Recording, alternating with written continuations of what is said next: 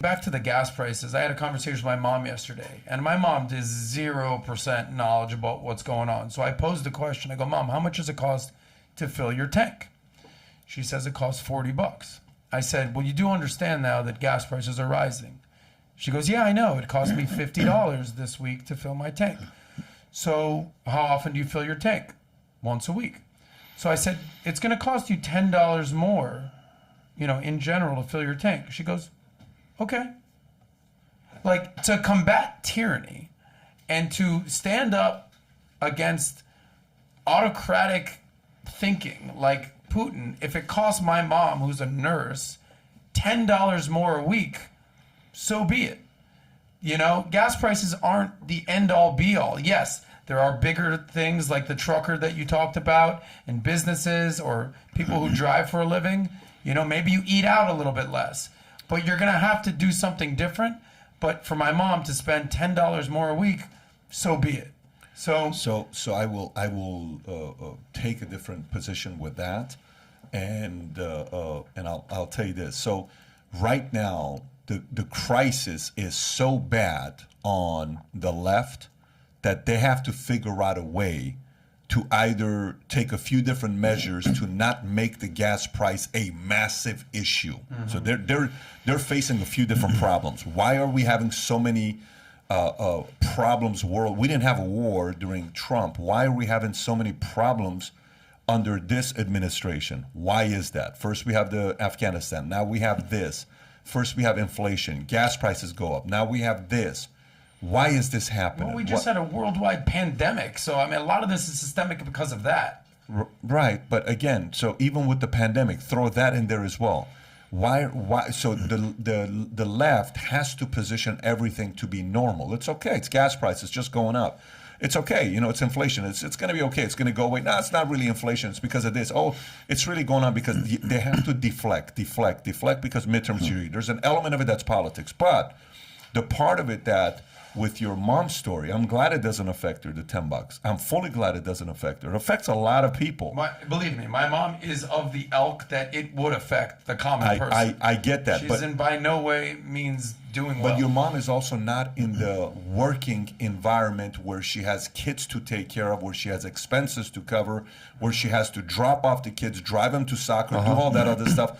She's a retired woman that is not necessarily have 50 different things to do when you were 12 years old and when you were 8 years old. It's a different life for somebody that's going through that, trying to survive on a time like that. But the price increase is going to be felt, and it's not just going to be gas. Gas is only one thing we're talking about. Just watch all the other prices. And FYI, if you think the gas prices are at the peak right now, people are lying to themselves or they're naive. Wait till this thing gets to $10 and everybody has to have the real conversations about, listen, I was kind of okay at $4, but I'm not okay with $10. But don't you think at that point a Biden administration will start opening up the floodgates of oil? What's the difference between starting now and then? What is the difference between now and then? I wouldn't be shocked if they started now. Well, yesterday they announced that they're going to ban Russian oil. Okay, so where do we think we're going to get oil from? But okay, so we're going to have, that's why we're the negotiations are happening right now. There you go. So if you a ban with Russia, that's a very good strategy for PR. That's great to say we're not doing it with PR. Great, like McDonald's, we're shutting down 700 stores in Russia. Okay? Starbucks. Okay, this is good. You have to do that because your customers are going to be like, what do you like? These restaurants, liquor stores are coming out and pouring all their vodka, and then somebody came back and said the following. They said, oh, really? You're pouring all this stuff out of vodka? Why don't you go throw all the stuff out that you have in your store that says made in China? If you're really that committed. Right. Why don't you go out and drop all the made in China stuff? How come nobody's saying that? Oh, you're only saying because this is cool to do that, right? You wouldn't even think about doing it if you were supposed to drop all this stuff and made in China because you do so much money. So there's so much hypocrisy in this thing right now that you just have to kind of really see what's going on. But this gas prices, if it hits 10, and Biden's still trying to negotiate his camp with Maduro's camp, Venezuela or Saudi Arabia, or they're already in talks, or Iran, or all these other guys, we look so weak. You're negotiating with the enemy. Hey, can you please sell us some gas at a discount? Please, things are pretty bad in America. Why don't you go get it yourself?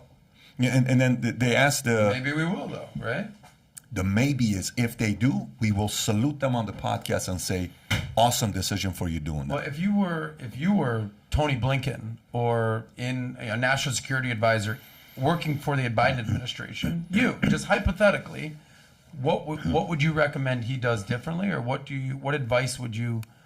counsel would I you don't give have Biden? access to all the intel. If I had access to all the just intel, based on, if I had your- access to all the intel and I got people around me from both sides giving me feedback on why to or why not to, then I would ask and say, what? So we got 100 years of reserve. Yes. Okay.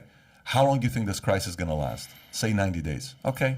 100 years, 90 days means we got 400 more years in reserves. Why don't we go ahead and get 90 days worth of supply right now, lower the gas prices by 25, 35, 40%, and then 90 days later, we can go back and see what we can strike up a deal with somebody else. Okay. Maybe you can put a timeline on it that we're going to fix it for now. But here's the other part that I'll flip it on you is there's got to be a long-term solution, okay? There has to be a long-term solution. These are all nice Band-Aids you're putting on there. Okay, no, reactionary. Oh, reactionary. Oh, reactionary. But what's the long-term solution? The long-term solution is the one I'm really interested in because it's both ways. To go green? You know, the EV part? Nuclear. You know, whether it's the nuclear, the fossil, solar, wind. there's got to be, like, for example, California. Yesterday, Newsom posted something on Twitter. I'm like, oh my God, here he goes again. He posted something on Twitter yesterday bragging about how great California is doing. I don't know if you saw that or not. He said, California raised the minimum wage. We increased paid sick leave, provided more paid family leave, expanded child care. You know, and this year we'll be the first state to provide health care for all, regardless of immigration status. That's the California way. Did you see what I said to him? And then I said, I wouldn't brag about it. Your policies caused California's population to drop by 182,000 last year, making it the first yearly loss since its founding in 1850s. Bad policies have consequences, right? Bad policies have consequences.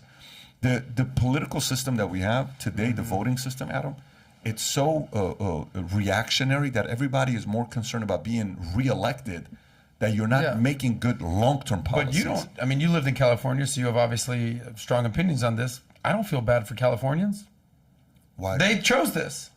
No question about it. They had the opportunity to cut off Newsom, and they overwhelmingly, by two-thirds, voted to keep him. I guarantee you in the comment section right now, 40% are saying that they don't speak on my behalf. Well, and let's not forget what California did. They permanently enrolled or instilled mail-in balloting.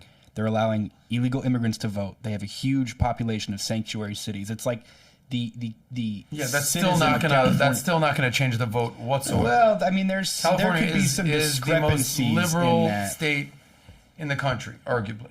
So sanctuary cities, they're cute and all, but they're not swaying millions and millions and millions of voters. Well, again, there could be some discrepancies in the actual voting process. If it was a 55-45 vote, all right, maybe. 70-30, not so much.